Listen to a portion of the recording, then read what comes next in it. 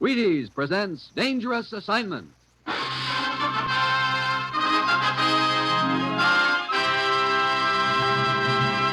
Wheaties Big Parade.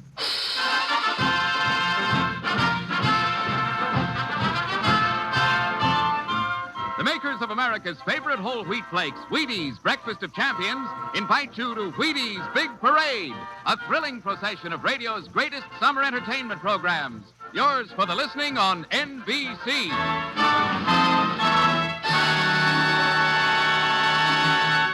On stage tonight from Hollywood, another in this series of exciting half-hour presentations.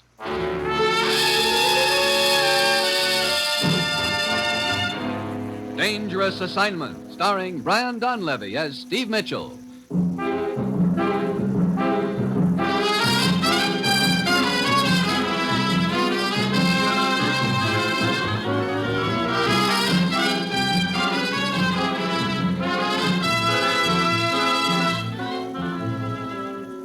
Yeah, danger is my assignment. I go to a lot of places in the world I can't even pronounce. They all spell the same thing, though, trouble. But when I walk into the commissioner's office, I don't expect this assignment is going to involve using a 10-year-old boy as a cross on which to crucify his father.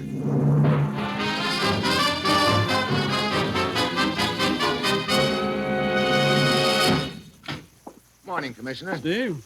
Well, I finally got the jump on you this morning. How's that? You're always sending me halfway around the world in 10 minutes' notice. Well, this time I've beaten you to the punch. I'm all packed, I've got my passport and credentials in order, and I'm ready to take off. Now, where are you sending me? Just down the hall, Steve. What? That's it. Oh, great. Mitchell, the mastermind. Well, okay, so I'll unpack. I wouldn't do that yet. You start down the hall. Where you end up is anybody's guess. What's the deal, Commissioner? Ever hear of International Lecture Tours Limited? Hey, now, look, my soapbox days are over. Now, don't worry. You're not going to be making speeches, but you'll be investigating a few people who do. This is an organization of 6 European professors, Steve. They lecture at colleges and universities all over the world. Each of them hits this country about twice a year. Well, what about them? We have definite information that one of them is using his lectures just as a front. That he's picking up information from various contacts in this country and taking it back to Europe with him. Uh-huh. Which professor is it? We don't know, but Dr. Gerber does. Gerber? Yes. He's one of the members of this lecture circuit. He's waiting down the hall to talk to you now, Steve. Find out what you can from him. Then go anywhere and do anything that's necessary to smash this spy ring. Well, that's it. You've got your assignment. Good luck.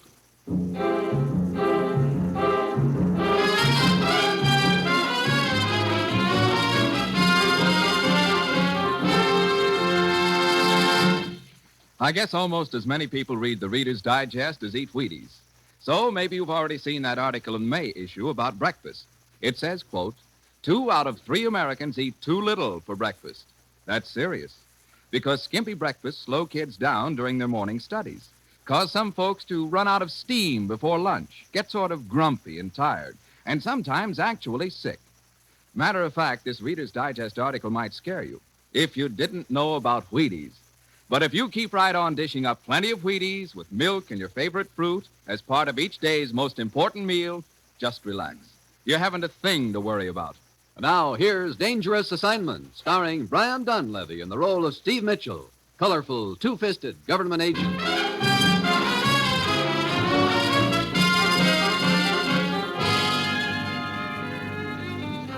Well, this is really a switch. 10 minutes after talking to the commissioner, I'm usually heading for the nearest airport. But now, here I am, just heading for the next office. From the look in the commissioner's eye, though, I've got a strong hunch that this assignment is going to involve a whole lot more than just a walk down the hall. Mr. Mitchell? Yeah. You're Professor Gerber? Yes. I've been waiting to talk to you. Well, start talking. As you may have heard, I'm a member of International Lecture Tours. I'm now lecturing in this country. I understand that you have reason to believe that one of the other members of the lecture tour is a foreign agent. I'm positive of it. And moreover, I know who this person is. No? Who? I can only tell you that on one condition, Mr. Mitchell. What is it? I must have protection. Well, that shouldn't be too hard to arrange. You're safe in this country and... You don't understand. I'm not speaking of protection for myself. What? Here, I want to show you something. My wife died last year. This was her locket. I've carried it with me ever since. Look at this picture inside. A little boy.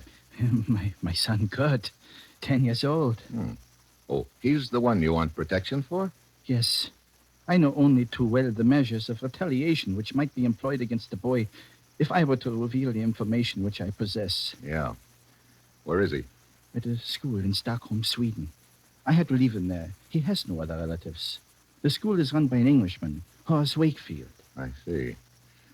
Okay, Dr. Gerber. I'll go over to Stockholm and get your boy myself. How's that? Oh, that's what I hoped you would say, Mr. Mitchell. And when you return, I shall give you the name at the head of the spy ring. Fair enough.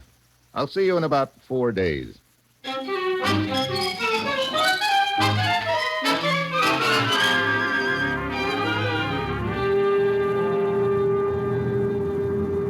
Mr. Mitchell, Yeah? What is it, stewardess? here's a radio message. Just came in for you. Oh, thanks. Gerber reports his locket containing boy's pictures stolen 3 hours ago, Commissioner. Ah, well, I thought this sounded too easy to be true.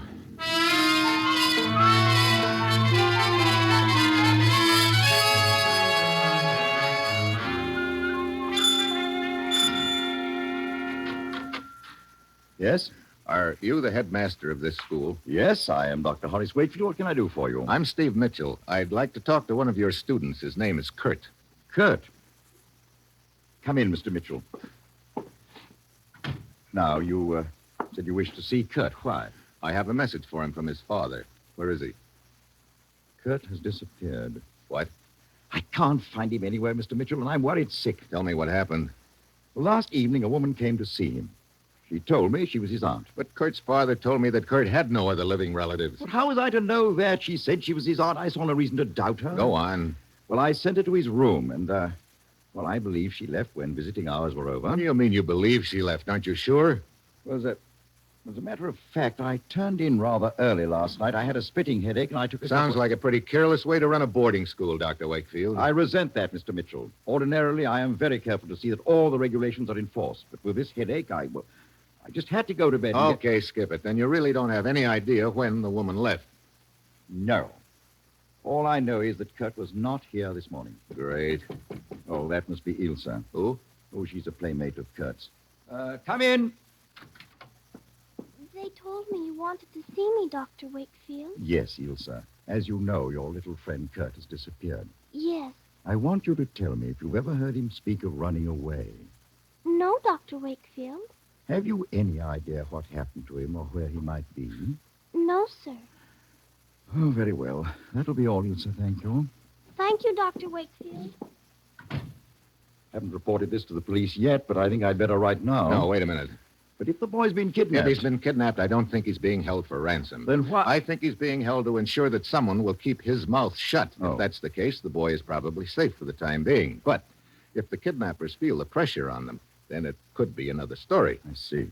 No, this has got to be done undercover. Now, don't report it just yet. Let me see what I can find out first. I leave Wakefield School thinking about his convenient headache the night before and wondering where I'm going to start. I know I've got to find Kurt in a hurry, and then on my way into town, I spot a poster on a building announcing a lecture by a Dr. Friedrich, member of International Lecture Tours. And farther down on the poster, I see that the headquarters of the lecture outfit is right here in Stockholm. I copy down the address and go over. Morning. Morning. Is this the headquarters of International Lecture Tours? It sure is. You in charge? Well, guess you could call it being in charge. I'm the leg man for the outfit. Oh.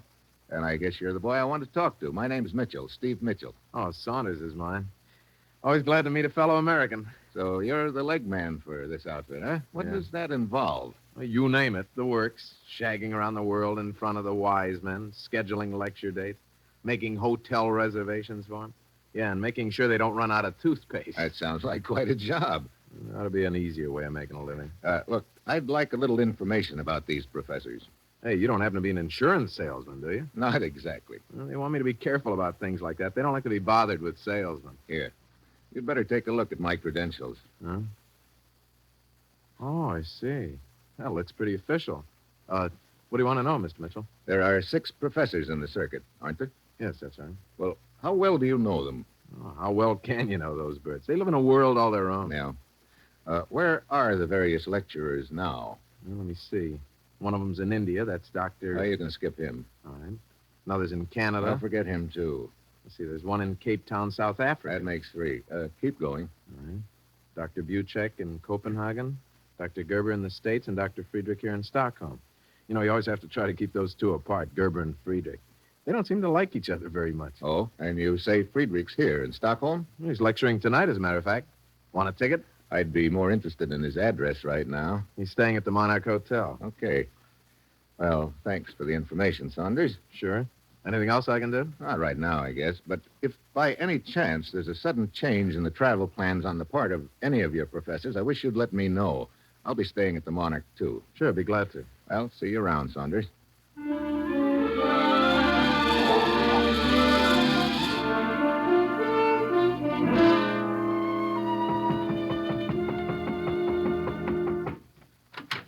Yeah, I'm Steve Mitchell, Dr. Friedrich. I'd like to talk to you. later. Can you not see I'm busy with my lecture notes? No, this will only take a minute. But I have just told you. Yeah, now I'm telling you. We're going to have a talk. But. Very well, come in. Thanks. Now, please be brief. What do you want to talk about? I understand you don't like one of your colleagues very well, Dr. Gerber. What business is this of yours? Maybe plenty. Why don't you like him? Because most of the theories he blabs about in his lectures are absolutely unsound. I know. Because my theories are correct. I have tested them. And they contradict his. Therefore, he is wrong. I see. Now, you're sure there isn't anything more to it than that? Of course I'm sure. Now, if you will excuse me. Just one more question. Do you mind telling me where you were last night?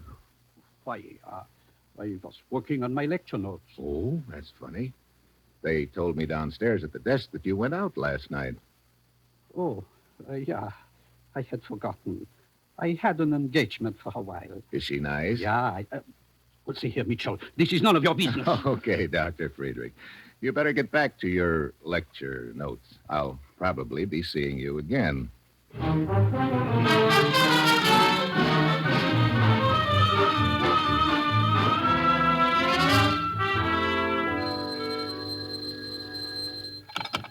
Yeah. Mr. Mitchell, this is Saunders of International Lecture Tours. Oh, yeah, Saunders. Say, you told me to call you if anything new developed with any of the professors. That's right. What have you got? Oh, this morning I ran into Dr. Buchek on the street. Oh, you said Dr. Buchek was supposed to be in Copenhagen, didn't you? Yeah, and I asked how come. Yeah, well, what did the good doctor say? Oh, just something about wanting to skip the rest of the circuit. Tired or something like that. I see. When did Buchek arrive in Stockholm? This morning by plane. You sure about that? Why, no, that's just what I was told. Mm-hmm. Where's the professor staying? Strand Hotel, I think. Okay. Hey, thanks, Saunders. I think I'd better go over and give Dr. Buchek the double check.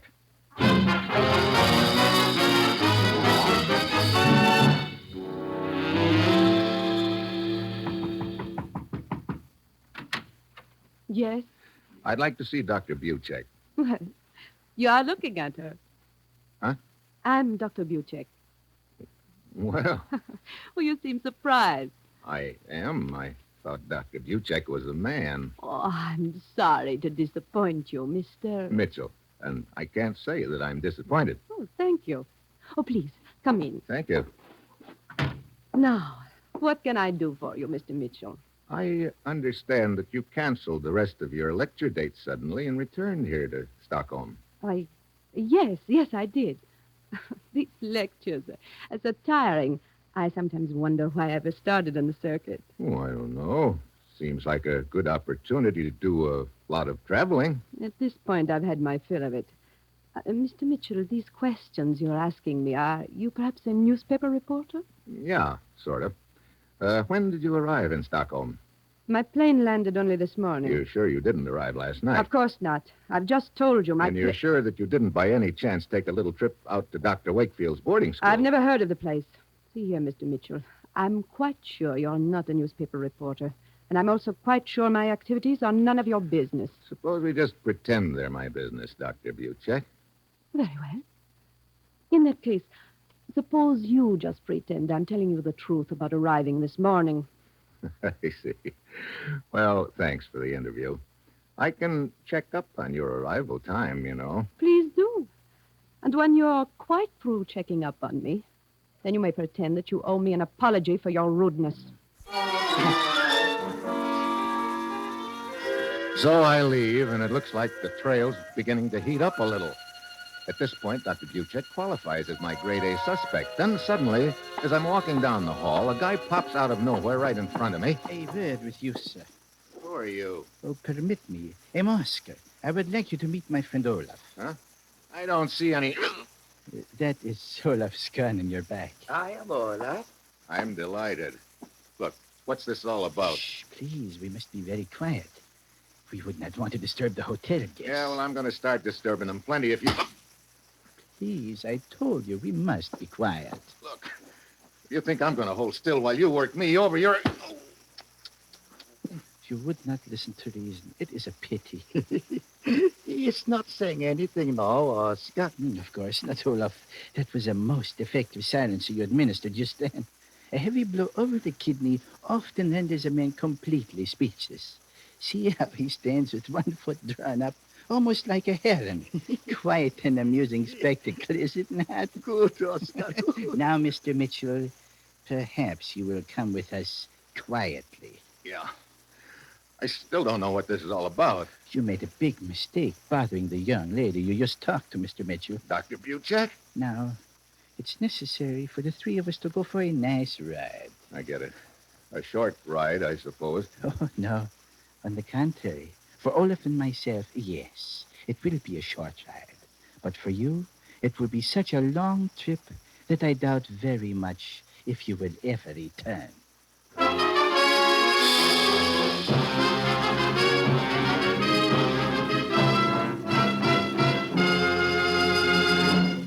General Mills is bringing you Dangerous Assignment, starring Brian Donlevy as Steve Mitchell. Now, it is a fact that Wheaties have a lot of very nice vitamins. They also have minerals. There's protein in them, too.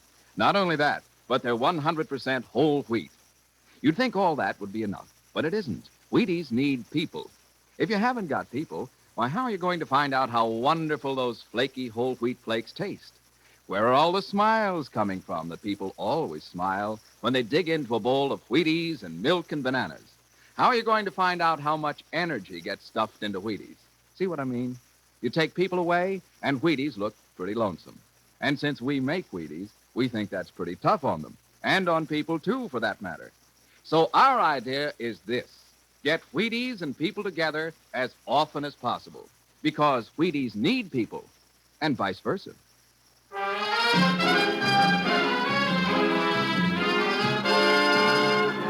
And now, back to Dangerous Assignment and Steve Mitchell.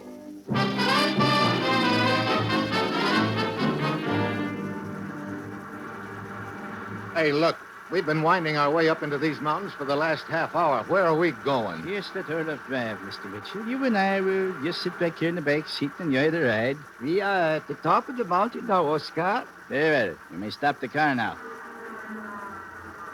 Okay.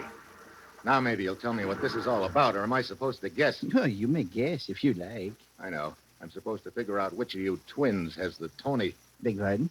Oh, skip it. What do we do now? Get out and start walking? Oh, no. On the contrary, you will remain in the car. What?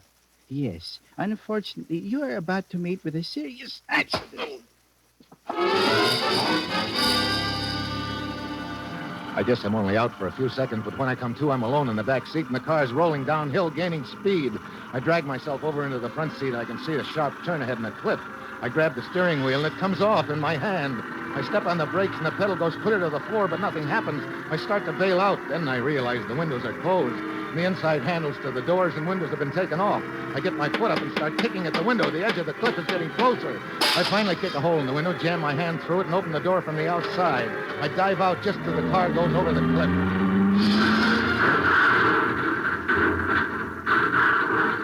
I land in the brush about 20 feet away and lie there, fighting to keep from passing out.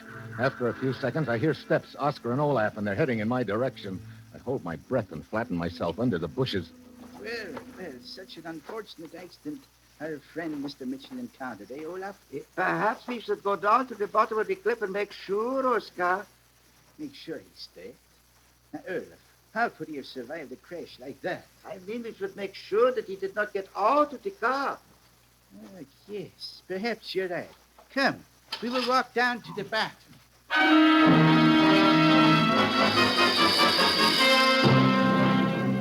I know I've got to act fast now. As soon as the boys find no body in the car, they'll be after me again.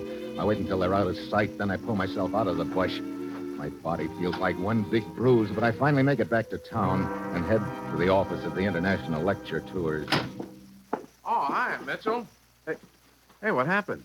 You look like you've been dragged through a knothole. That's the understatement of the week, Saunders. Hey, look, have you got a picture of the beautiful Dr. Buchek around here anywhere? Yeah, why, sure.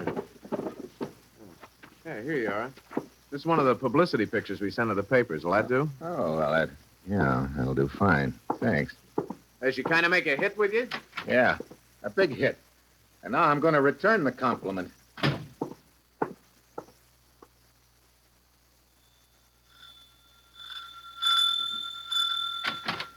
Oh, Mr. Mitchell. Hello, Dr. Wakefield. Come in, please. I'm so glad to see you. Something has come up that you should know about. What do you mean? You remember I told you a woman posing as Kurt's aunt came here to the school to see him the night before last? Sure, the night Kurt disappeared. What about it? Well, that same woman, she came back here this morning. What? Yes. I wasn't in my office at the time, but my secretary told me this woman inquired about Kurt again. I returned just in time to see her driving away. I tried to stop her. It's too late. Wait a minute. That means they don't have Kurt then. But where is he? I wish I knew. But who is they? I think I know who one of them is. The woman. Here, take a look at this picture. Her name is Buchek. What about her? Isn't that the woman who was asking about Kurt? No. I've never seen this woman in the picture before in my life. Are you sure about that? But of course. Oh, great. My case blows up in my face, and I don't have any idea where Kurt is. What a headache. Hey, incidentally, have you had any more headaches lately, Dr. Wakefield? Why, no. Just the night that Kurt disappeared, huh? See here, Mitchell, if you're trying to imply that I had anything to do with the boy's disappearance... I'm not trying to imply anything, Wakefield. Just checking on your reaction times. I'll see you later.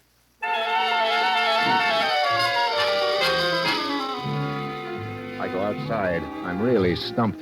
I've got to find Kirk and find out who's behind this deal, and I'm fresh out of Leeds. Then, as I'm walking through the school grounds, I spot the little girl, Ilsa, Kurt's playmate. She's just slipping out a side gate with a little package under her arm. I get a sudden hunch and follow her. She takes off through the woods, then down the roadway. I keep out of her sight, and finally, she disappears into an old deserted barn. A couple of minutes later, she comes out without the package.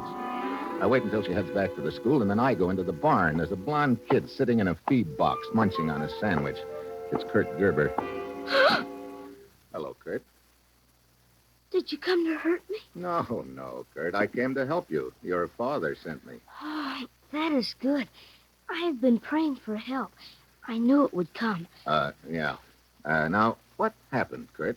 A woman came to see me at the school. Hmm? She tried to make me go away with her. Yes? She said she was a friend of my father's, but I knew she was lying to me. So I asked her to wait outside my room while I packed. Mm-hmm. As soon as I was alone, I climbed out the window and ran away. I see. My girlfriend Ilsa has been bringing food to me. How did you happen to pick this barn to hide in? I knew it was the right place as soon as I saw this manger. Manger? Yes. I read about a little boy in a manger once. I see. Well, I guess you couldn't have picked a better place, Kurt. Will you take me to my father? Yeah, Wait a minute. Hey, 3 of them. Oscar, Olaf, and... Well, what do you know? So I finally found out who's behind this deal when it's too late. It is never too late. Yeah? Well, it will be if I don't figure out something to do in one big hurry. My eyes flick around the barn looking for something, anything. Then they light on an electric wire running along the wall. It looks like a 220-volt direct current, and the insulation is worn through in one spot. I jerk the wire, and it comes loose in my hand. I trail it behind me, holding it in my left hand by the insulated part. Then I wait. I take a quick look at Kurt. He's sitting there quietly, head bowed. His lips are moving a little. The door opens. Olaf comes in first, and I give him a right cross. Mitchell! Hold it, Oscar. I'm sure my gun will keep Mitchell in order for the time being. Well, my old friend Saunders. Hello, Mitchell. So you're the big boy. Yeah, I'm the big boy. Sure. It's pretty logical when you look back on it. As leg man for the lecture circuit, you had a lot to do, traveling. But you were doing more than making hotel reservations for the professors. You were picking up information from your various contacts and bringing it back to Europe with you. How about that? What some guys will do for $1, huh? Yeah. You sent me chasing after that Buchek woman, so your stooge didn't know where to pick me up. True. Where's your other stooge? The woman who tried to get Kurt. Oh, she's waiting for me at the office till I take care of this little matter. What are you waiting for, Saunders? Why In a don't minute, Oscar, in a minute. How did you find the barn? We intercepted the little girl, Ilsa, and managed to persuade her to tell us. So now, at last, we have our boy, Kurt. Not much of a talker, is he? What are you going to do now? Well, I know Dr. Gerber was on to me, so the original plan, of course, was to grab Kurt and keep him as insurance against Gerber spilling about me. But now, unfortunately, you know about me, too. That means I'll have to kill both you and the boy and then discontinue my present enterprise. Sorry, but that's the way it is, Mitchell. You first. His gun starts swinging in my direction. It's now or never. I whip the electric wire out from behind my back and lash at his gun with it. A spurt of blue flame wraps around the gun. Saunders drops the gun and grabs at his hand. I give him a fist. Oscar grabs at the gun on the floor, but I straighten him up with an uppercut. I tie all three of them up with their belts. Then I turn towards Kurt. He's still sitting in the manger, looking at me calmly. Is it all over, Mr. Mitchell? Well, it will be as soon as we pick up Saunders' girl at the lecture office. I prayed that something would happen to deliver us. It happened. Well, you see, I sort of made it happen, Kurt. Did you? I prayed for a bolt of lightning, Mr. Mitchell. Well, I guess you could call that hot wire a bolt of lightning. But it was man-made lightning. Was it? How did you happen to think of it? Well, it was the only thing to do. But how did you happen to think of it? Why, I guess it just sort of popped into my mind, Kurt. You see? See? Yeah, I see. And I'm the last guy in the world to argue the point, believe me. Come on, Kurt. You're going home to your father.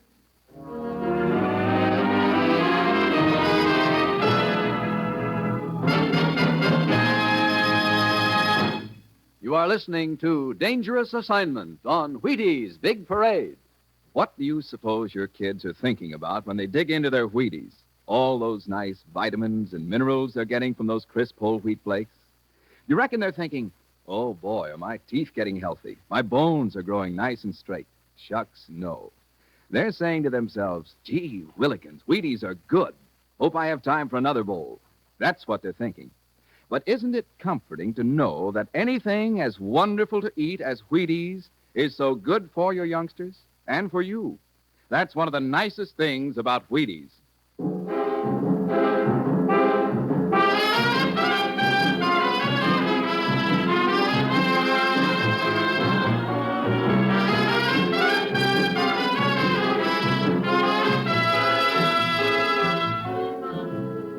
Dangerous Assignment, starring Brian Donlevy as Steve Mitchell, is written by Bob Reif with music by Basil Adlam and is produced and directed by Bill Karn.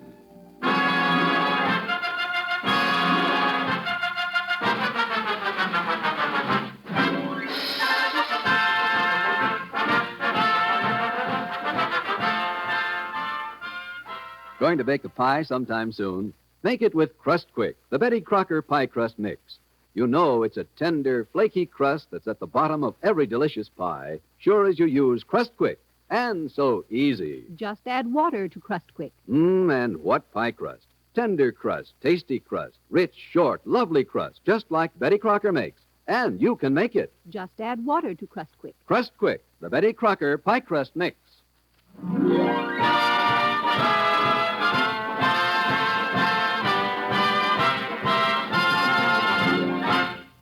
Tomorrow, Fred Allen is guest on the Supper Club. Hear it on NBC.